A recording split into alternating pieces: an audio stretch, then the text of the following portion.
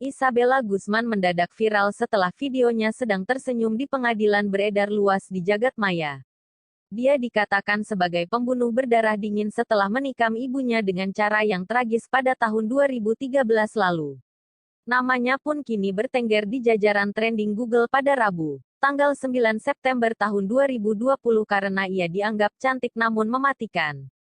Dalam video terlihat bahwa Isabella masih bisa melemparkan senyum dan sangat tenang meski menjadi terdakwa dengan baju tahanan.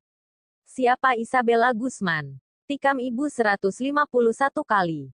Remaja asal Colorado, Amerika Serikat yang dituduh membunuh ibu kandungnya sendiri pada Agustus tahun 2013 lalu. Menurut laporan, Isabella menikam sang ibu yang bernama Yoon Mi Hui sebanyak 79 kali di daerah wajah dan leher. Namun menurut kesaksian di pengadilan dia menikamnya 151 kali. Belum puas, Isabella juga memukul sang ibu dengan tongkat baseball. Sebelum ibunya tewas, para tetangga pernah memanggil polisi karena melihat pria yang melompati pagar rumah Isabella. Diketahui bahwa pria itu adalah pacar dari Isabella dan tepat sehari sebelum ibunya terbunuh, Isabella meludahi sang ibu. Tak hanya itu, ia juga mengirim email yang berisi ancaman. Kamu akan membayarnya, tulis Isabella. Kronologi Isabella membunuh. Sebelum ada pembunuhan, petugas polisi juga pernah mendatangi rumah itu karena dilaporkan ada perselihan keluarga. Namun, mereka tidak menemukan tanda-tanda pertengkaran sehingga ia memperingatkan Isabella yang saat itu berusia 18 tahun untuk menghormati orang tua. Polisi mengatakan bahwa dia bisa diusir jika berperilaku buruk.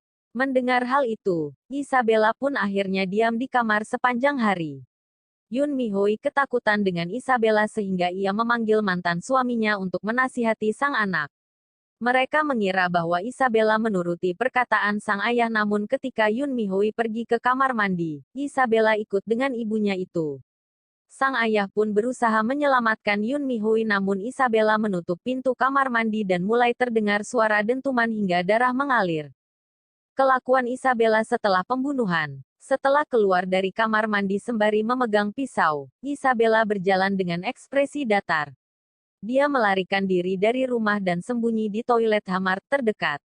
Bahkan, dia mencuci rambut dan mengganti baju lalu mengatakan pada orang sekitar dia korban pemerkosaan. Sehari setelah kejadian, polisi akhirnya bisa melacak keberadaan Isabella. Mereka menunjukkan kartu identitas namun Isabella mengelak.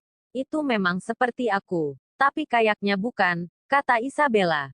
Dalam sidang pengadilan, seorang hakim meninjau hasil evaluasi mental dan memutuskan bahwa Isabella tidak bersalah dengan alasan kegilaan. Dia telah dikirim ke Institut Kesehatan Mental Colorado di Pueblo, Amerika. Sistem kami adalah sistem yang tidak hanya syarat dengan hukuman atau penjara, tetapi juga terikat pada keadilan.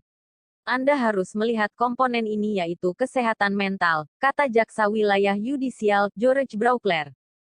Idap skizofrenia paranoid. Dr. Richard Pounce mengatakan bahwa Isabella Guzman didiagnosis menderita skizofrenia paranoid.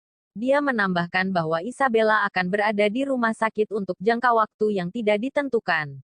Ada tanda-tanda halusinasi yang jelas.